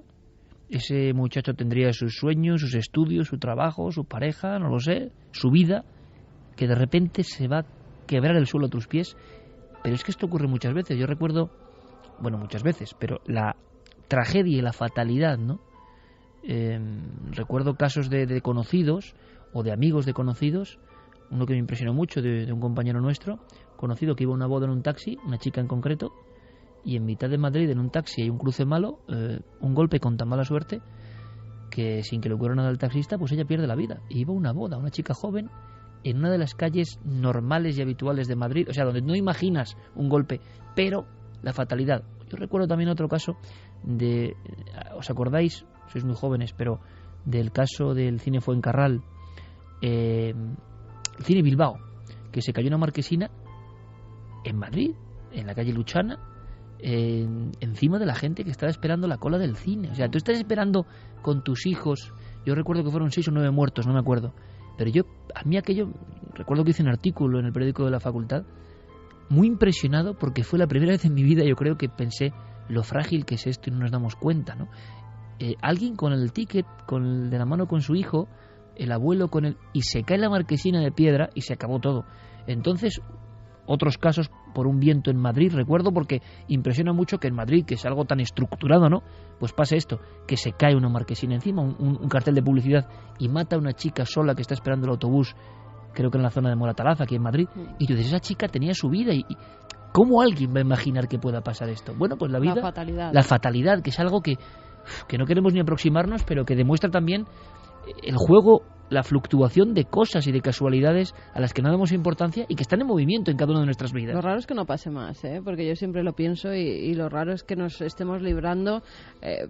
¿Tú te acuerdas de una vez que veníamos, yo creo que para la radio, hacía un viento espantoso y justo cuando pasamos detrás de un árbol se nos cayó una rama enorme que nos podía haber matado? Muy poquito después de que pasara uno de esos accidentes y pensamos, joder, es que nos podía haber pasado a cualquiera de nosotros. Y tú recuerdas el equipo entero de Cuarto Milenio comiendo en Gran Vía, ahí en un sitio cerca donde teníamos gente de la oficina, salir en un sitio absolutamente de tránsito y que se caiga una cornisa con unas piedras impresionantes que nos hubieran matado y que a Gerardo Peláez le hicieron, nuestro jefe de redacción, le hicieron una herida en la cabeza, cayó al lado del... Es decir, rebotaron en el toldo que estaba abierto. Rebotaron en un toldo porque... Vamos a ver, conclusión de todo esto sería una conclusión positiva. Vivimos tan en el... Aunque no queramos verlo. La vida es una complejidad de elementos interconectados. Y vivimos en el hilo del funambulista. Claro, en esta vida que todo está estructurado, pensamos que mejor no, que eso no va a pasar. Y oyes a la gente diciendo, yo dentro de 4 años me voy a casar y dentro de 5 voy a fundar una empresa. Vivimos en el hilo del funambulista. Por lo tanto, la única enseñanza es, oye, no te angusties en exceso, no pierdas el tiempo con tonterías, no te vayas a las sombras, ¿no? Intenta hacer las cosas bien, porque la vida no sabes tampoco en qué momento, con su extraño manotazo, que a veces ocurre y no sabemos bien por qué, ocurren cosas que parece que tienen que ver con, no sé, con cosas que no entenderemos nunca y que igual tienen una comprensibilidad más allá. Pero esto ocurre, pero claro, es que el caso en concreto de Florida supera todo lo imaginable. Bueno, vosotros habláis de la fatalidad puntual. Mañana en Cuarto Milenio contaremos con este caso que me tiene absorto, ¿no?, de los Alfaques, julio del 78, 215 muertos por ese camión cisterna con propileno líquido. Se genera una especie de infierno, decían algunos periódicos. Los periódicos de toda Europa hablan de un infierno en Tarragona, es la palabra que más se repite. Bueno, pues ese día, Iker, y lo contaremos mañana también, hay una persona que se salva porque se marcha al pueblo a hacer unas gestiones y deja allí a su mujer. Su mujer fallece en el incendio, en toda aquella tragedia. Él reconoce el cuerpo de su mujer completamente carbonizada entre esa lista de víctimas, ¿no?, aquella noche, y poco después el hombre consigue rehacer su vida, consigue salir adelante, conoce a otra mujer, se casa rápidamente con ella y cuando se cumplen exactamente el primer aniversario de la tragedia de los Alfaques, recuerda también que es el incendio del Hotel Corona de Aragón en Zaragoza. Otra vez la fatalidad quiso que la mujer de este hombre estuviera alojada en ese hotel de Zaragoza y perdiera también la vida carbonizada. Estoy haciendo un gesto ahora, yo que siempre voy remangado aquí, porque en el calor hace bastante estudio y me estoy tocando el vello del brazo. En el calor hace bastante estudio. ¿Qué he dicho? En el calor hace bastante estudio. Exactamente, me han entendido. Me he tocado aquí el vello del antebrazo, diciéndole a Javier, me acabas de poner los pelos de punta, porque esto no estaba pensado, como tantas otras cosas en el programa, pero es que la fatalidad es un misterio enorme que nos deja con una sensación de perplejidad y de no comprender, ¿no?, los resortes de la vida, no esperar esas cosas. Mañana en Cuarto Milenio, y lo digo porque Javi da el paso y de verdad que es interesante, en la prensa, mañana si queréis saber más, es un tema duro, en la prensa se habló de que en ese infierno en el camping hubo un niño milagro, en mitad de la lengua de fuego, como si fuese una criatura mítica que carbonizó todo. Hay un niño que no sabe lo que ha pasado, un niño de 10 años que yo creo que mira hacia el fuego sin entender nada, un niño que ha llegado a ver una bola de luz, una bola ígnea que está abrasando todo, a su familia, a sus amigos, a sus enseres, a todo lo que conoce, a su mundo. En un segundo, ¡plas!, su mundo se ha carbonizado, pero él está en mitad de todo ese fuego y nadie sabe por qué no le ha afectado. Mañana ese niño milagro que no es leyenda en el plató de Cuarto Milenio. Historias de ese mismo día, cuando un camión cisterna estalla de alguna forma en la carretera. ¿Os imagináis una familia entera en otro edificio? Esa pobre familia cuyos miembros, desde una niña hasta la madre y la madre, limpiaban, se dedicaban a la limpieza. Una discoteca, una humilde discoteca de carretera, y que una pieza del camión entre y mate a todos al mismo tiempo. Es que pasan cosas, el resumen es: pasan cosas increíbles todos los días. Y de lo único que puede sacarse algo positivo es valora tu vida, ¿no? Valora tu vida.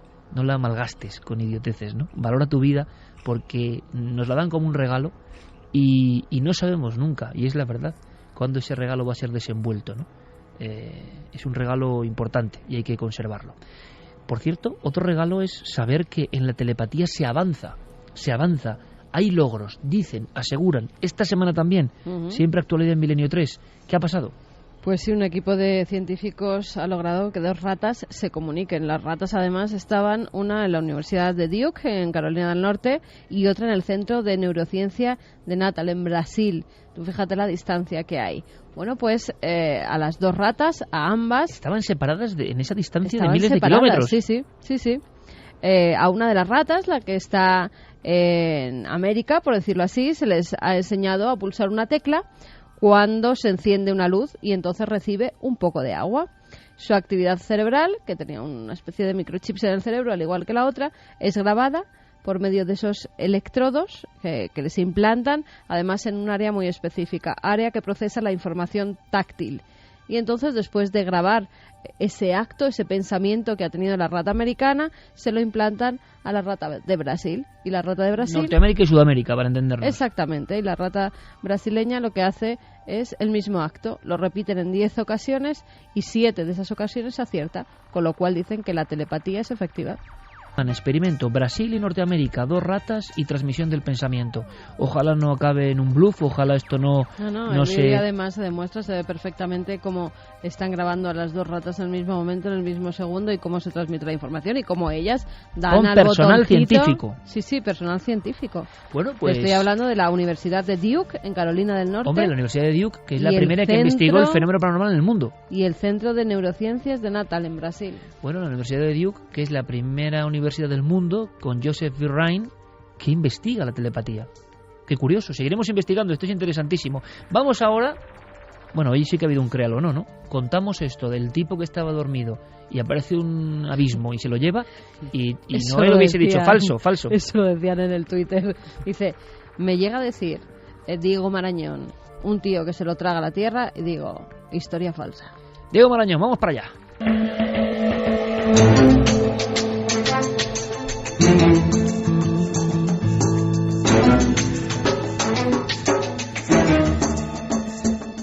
Compañero San Vicente de la Barquera, conexión telepática, buenas noches. ¿Qué tal, Iker? Buenas noches. ¿Me recibes? Te recibo perfectamente. Teníamos una solución rápida. Resumimos la historia de la semana pasada. Sí, la historia de la semana pasada era uno de esos clásicos que traemos de vez en cuando a la sección, un clásico de las leyendas urbanas, que es la historia de ese buzo, de ese submarinista que aparece enredado en las ramas de los restos de un incendio forestal. Lógicamente, la explicación es que ha llegado ahí a través de un hidroavión que, a la hora de cargar líquido en el mar, se ha llevado por delante la vida de este pobre hombre y lo ha dejado ahí colgado. Iker, yo te comentaba que había una película española del año 89 que se llamaba El Puente de Varsovia. Si quieres, escuchamos un trocito que tiene que ver con esto, porque esa película en el año 89 fue la que de alguna manera disparó esta leyenda urbana en nuestro país. Cadáver de un hombre. Edad, unos 45 años. Posición, decúbito prono.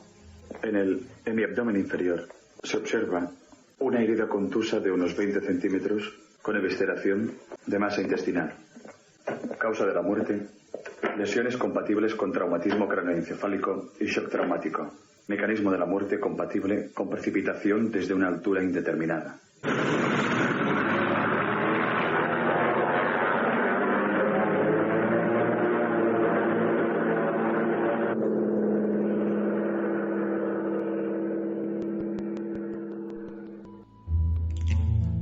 Un accidente extraño, demasiado extraño. Un accidente, una autopsia. ¿Qué piensa nuestro público, Carmen, del submarinista caído de los cielos en maniobra de rescate? Que es falso, por poquito, 56,8%, y verdadero 43,2%. 43,2 verdadero, 58 falso. Pero lo más importante, que a mí se me olvida siempre, ¿qué dijo nuestro oráculo a la inversa? Que era verdadero, ¿no, Noel? Dice que no se acuerda. ¿Tú te acuerdas, Diego, lo que dijo Noel? Yo es que siempre... Yo creo que dijo que era verdadero porque yo dije también que era verdadero. Y por eso me acuerdo que Noel y yo coincidimos. Nos pueden sacar dudas los oyentes, pero creo que dijo verdadero. ¿Acertó? Me temo que esta vez ha fallado. La historia es ¿Cómo que esta vez? Bueno, ya. ¿Cómo que esta vez? Yo es que le quería echar ahí un cable. No, o sea, vamos a ver, yo sabía que de hecho, o sea, es el oráculo, o sea, infalible. Y hoy vamos a volver a estar en la prueba, claro, porque este es el misterio de Milenio 3.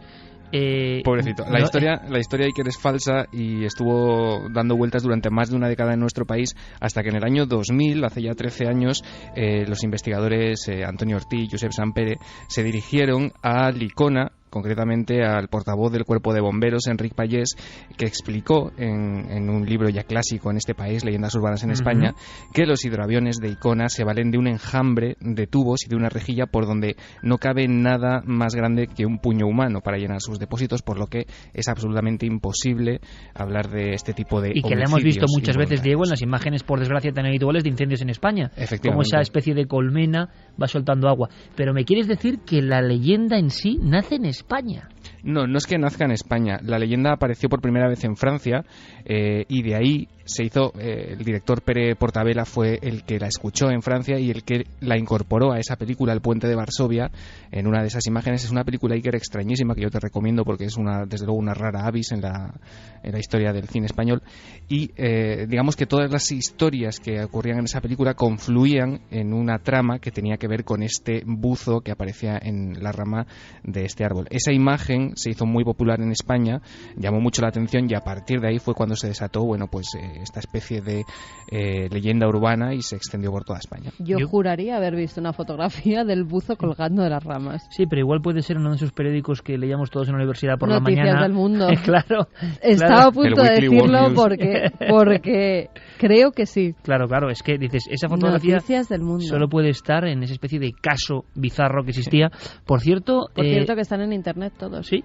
Diego, tenemos que hacer, hablando de películas, que hay algún hallazgo así de última hora, hay que hacer un día un repaso, aunque sea de forma especial y fuera del créalo o no, aunque algunas historias son para créalo o no, de ese cine maldito o cine prohibido o cine absolutamente ocultista español, ¿te parece? Vamos, es un tema que se presta totalmente a esta sección y al propio Milenio. Y mucho director maldito, ¿verdad? Que igual hizo solo una película, dejó ahí su legado, es casi inencontrable. Algunas de ellas lo hemos comprobado, ¿verdad? Son inencontrables por internet incluso, por mucho que uno rastree. Maldito, y esta noche que hemos hablado de Orce y de Marcelino Sáenz Autuola, quizá también bastante incomprendidos, muchos de ellos. Sí, señor. Y ya que hemos hablado de cine y los Oscars y la CIA de fondo y demás, también hablas de una película, otro clásico, ¿no? En tu Créelo o no de esta semana. Pues sí, porque en Milenio 3 y en esta misma sección ya hemos hablado de algunas películas malditas. Apareció por aquí El Cuervo. Bueno, a lo largo de Milenio 3 han sido clásicos, ¿no? Historias como la del Exorcista, La Profecía, Poltergeist, películas que de alguna manera arrastran un halo de desgracias, de accidentes, de incluso muertes, algunas de ellas, de maldiciones en general, ¿no? Pero se dice, Iker, que hay una película de la que muy poca gente ha oído hablar, que la supera a todas ellas en maldición, digamos, en el poder de la maldición que arrastra. Una película que conlleva, dicen, que el 70% del equipo técnico y artístico que estuvo involucrado en ella enfermó de cáncer. Te estoy hablando del 70%, que se dice pronto, de todo el equipo de la película. ¿Pero de cuántas personas estamos hablando, más o menos? Aproximadamente unas 220 personas. ¿220 personas muertas después de hacer esa película? No. 220 personas involucradas en la película y de ellas el 70%, alrededor de 150 más o menos, enfermas de cáncer. Y esa cifra incluye los que murieron de la enfermedad, los que actualmente siguen enfermos y los que, dicen, tratados a tiempo, se curaron. Pero el 70% de ese equipo enfermó de cáncer. Bueno, que es una estadística imposible, vamos. Bueno, realmente. Es una incidencia que es más de 4 veces superior a la de la población de Norteamérica. Hicieron esa película y a raíz de ese momento la maldición, de alguna forma. Sí, y además, no solo eso, sino que el productor de la película, Iker Cuentan, entregó, asustado, ¿no?, por estas consecuencias que tuvo el rodaje de esta película, entregó $12 millones a sus abogados para que recuperaran los negativos y todas las copias de esta película. A partir de entonces, él mismo se encargó de censurarla, de que no pudiera ser visualizada prácticamente por nadie más que él mismo, y se dice que este productor, Iker, pasó los últimos años de su vida recluido, solo, en una gigantesca mansión, y que cuando lo encontraron muerto, solo, el rollo que estaba colocado en su proyector privado era precisamente el de esta película. ¡Wow! Vaya historión, vaya escena, tremenda. Directamente que hablábamos de que el Vaticano, esta noche hemos descubierto que el Vaticano está en una loma, evidentemente con oráculo etrusco debajo, con lugar mágico y hermético y ocultista. Así que preguntamos al oráculo, ¿no? Esta es una especie de semiesfera. No, pero apuntad, apuntad. Sí, por supuesto. Esta es, sí, parece un poco la columnata, decir, de San Pedro, ¿no? Pero tiene una imagen así de esfera, con todo el respeto, de semiesfera, y al fondo está el gran oráculo, ¿no? Hay que colgar una foto de Noel en los mandos, por las redes sociales, para que la gente ya se vaya identificando, ¿no?, con nuestro personaje digno de un créalo o no, mago de los sonidos, oráculo. Falsa, por supuesto, falsa. Absolutamente falsa. Claro, esto va a condicionar el voto. Es que ya, o sea, si Noel Calero dice falso, además lo he dicho, a mí me gusta mucho, dice porque falso, no yo digo verdadero. No, porque es que no duda. O sea, Noel no es que piense, reflexione, ¿no? Él es a bocajarro, o sea, como cuando pone las músicas, no me avisa y ¡pum!, lanza ahí un mortero musical, ¿no? Pues ahora dice que falso, no tiene la menor duda. Lleva muchos años en Milenio 3. Sabe ya de sobra cuando una historia tiene elementos para decir falso o verdadero. Falso. Que quede grabado, por favor. Me lo voy a apuntar yo aquí. 3:53, oráculo etrusco del siglo XXI, falso. Lo resolveremos en 7 días, Diego. Por supuesto. La historia del agujero, por cierto, digna de esta sección, por desgracia, porque hay una vida humana en medio, pero que se demuestra que los hechos forteanos de alguna forma siguen ocurriendo, ¿eh? Pues con todo el respeto, porque ha muerto una persona, te digo que si lo llevo a pillar, desde luego que es materia de esta sección. Un abrazo, compañero. Lo de las mil y una formas de morir que no te lo extrañas, crees. que no te lo crees y son tremendas. Buena semana, Diego. Gracias. Un beso, chao. Más en Tarragona, en un pueblo concreto, Javier, nos llega una información de esta misma semana.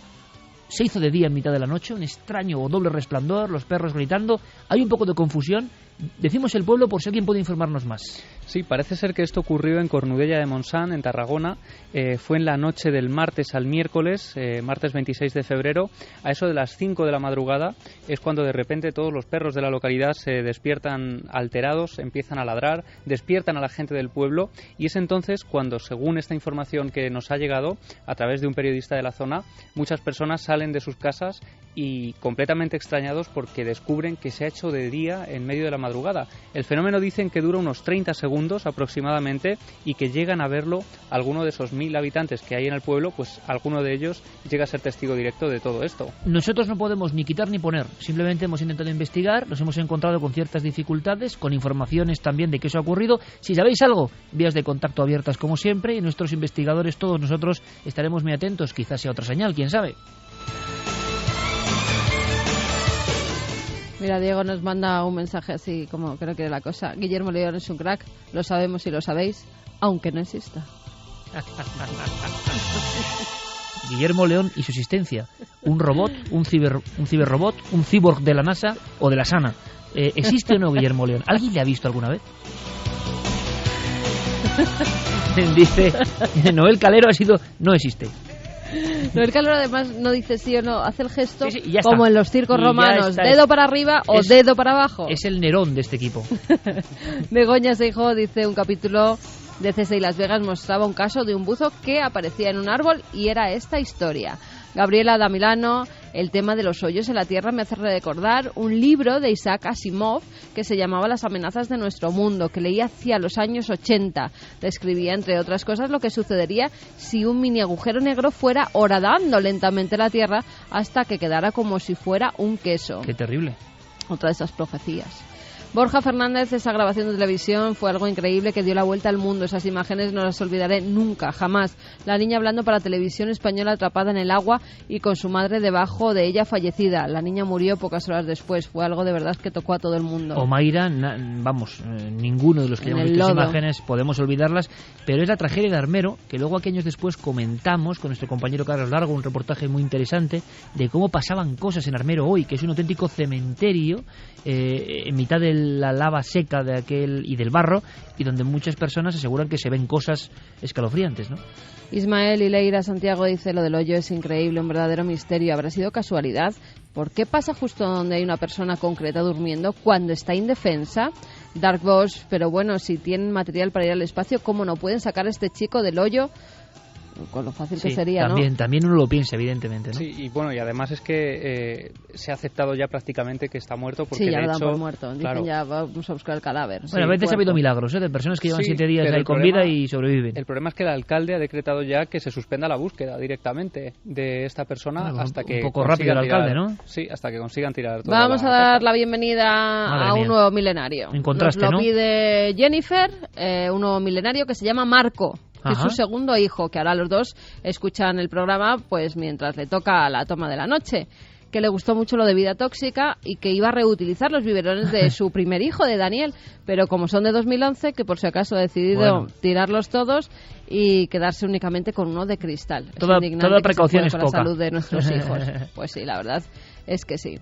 Nos mandaban también la foto de la tumba del perrito que hablábamos la semana pasada, que se había ido ya al cielo de los perros y que bueno, le han puesto una plaquita en su caseta donde dice que se le recuerda a ese pastor alemán. Bueno, terminamos con historias más amables y con esos milenarios que se incorporan. Ha sido un honor, como siempre, hablar para toda esta maravillosa audiencia. Fermín Agustino, El Calero, Oráculo, gracias. Javier, mañana nos vemos con esa historia increíble, con ese niño milagro que perdió todo, pero que, cuidado, nos va a enseñar también la fuerza de la mente, cómo alguien supera eso, perder a su familia, a sus amigos, a todo, con una lengua de fuego que llega, ¿no? Pues lo aprenderemos mañana y muchas más cosas, porque Javier Pérez Campos tiene un pelotazo, una gran exclusiva. Mañana no solo es Noche en el Prado, sino también eso y mucho más. Gracias, Javi. Mañana nos vemos, Iker. Claro que sí. Mañana nos vemos. Sí, yo creo que sí, por ahí estaré. Y lo del Prado, a ver cómo queda y a ver cómo disfrutamos y a ver si, sobre todo vosotros, amigos oyentes, paséis una muy feliz semana. Un fuerte abrazo.